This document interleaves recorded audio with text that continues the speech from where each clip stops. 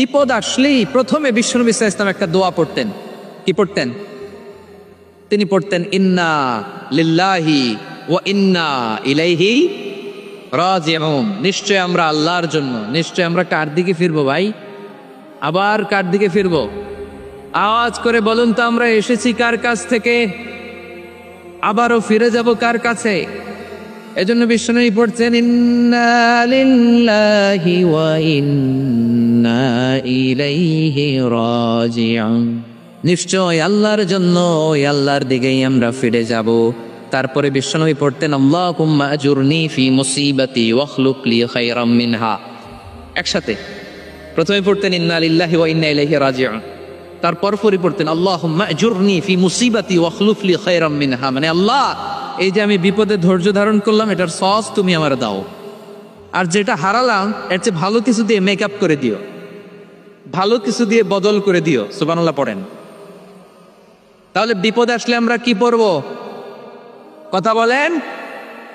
এই যে আমি শুয়েছিলাম, নাশিদ গাচ্ছিল ওরা, এদেশে পরস্পরে দেখা হলে দেয় সালাম, এদেশে আমজনতার হৃদয় জুড়ে পাকালাম, এদেশে বিপদ এলে সর্বজনে সর্বক্ষণে দোয়া পড়ে ইন্না লিল্লাহি পড়ে সুবহানাল্লাহ সুবহানাল্লাহ সুবহানাল্লাহ সুবহানাল্লাহ। এদেশে আজান শুনে সূর্য ওঠে শহর গ্রামে, এদেশে আজান শুনে সূর্য ডুবে সন্ধ্যা নামে, এদেশে সকল কাজে সবাই বলে বিসমিল্লাহ, এদেশে ভালো কিছু দেখে শোনে হাসি মুখে সবাই বলে মাশা আল্লাহ। সুবহানাল্লাহ পড়ে। তাহলে বিপদ এলে আমরা কি পড়ি? কথা বুঝলে সবাই উত্তর দিতে হবে। বিপদ এলে কি পড়ি? তাহলে বিপদ এলেই আমরা এখন থেকে ইন্না লিল্লাহ পড়বো, নাকি হাই হুতাশ করবে? একদল আছে হাই হুতাশ করে, আয় আল্লাহ রে মোর কি হইল রে, মুই কি হরমু রে, মুই কমবে যামু রে, আছে না নাই? এরকম বিলাপ করতে নিষেধ করেছেন বিশ্বনবী। কি করব, কই যাব, কি হবে, হায় হায়, এরকম হাকুতাস আছে না নাই? বিশ্বাসীরা হাহুতাস করে না, তারা ইন্না লিল্লাহ পড়ে। কি পড়ে মনে থাকবে? আমরা পড়বো ইন্না লিল্লাহি ওয়া ইন্না ইলাইহি রাজিউন। নিশ্চয়ই আমরা আল্লাহর জন্য, আমরা আল্লাহর দিকেই ফিরে যাব।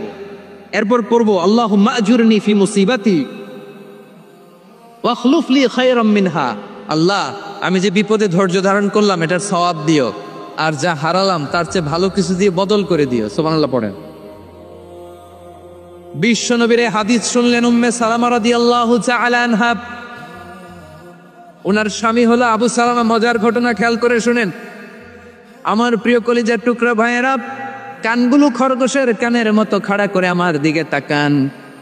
সাইয়্যিদাতুনা উম্মে সালামা রাদিয়াল্লাহু তাআলা আনহা, ওনার স্বামীর নাম আবু সালামা। শ্রেষ্ঠ দম্পতি, শ্রেষ্ঠ ফ্যামিলি। প্রথমে হিজরত করেছিলেন হাবাসায়, পরে হিজরত করেছেন মদিনায়। উহুদ যুদ্ধের পরে ওনার স্বামী আবু সালামা ইন্তেকাল হলো, শহীদ হলো। সুবহানাল্লাহ পড়ে। যখন আবু সালামা ইন্তেকাল করলো, উম্মে সালামা রাদিয়াল্লাহু তাআলা আনহা কেঁদে কেঁদে হয়রান। আর নবীর শিখানো বাণী অনুযায়ী তিনি বারবার পড়ছিলেন ইন্না লিল্লাহ। কি পড়ছিলেন? মুই কই যামু, কি হরমু, এগুলো বলে নেই। কি বলছে? ইন্না লিল্লাহ। যেহেতু বিশ্বনবী বলেছেন কেউ যদি বিপদের প্রথম ধাক্কায় পড়ে ইন্না লিল্লাহি ওয়া ইন্না ইলাইহি রাজিউন, আল্লাহুম্মা আজুরনি ফি মুসিবাতি ওয়াখলুক লি খায়রাম মিনহা, তাহলে এই বিপদে যে সে যা হারালো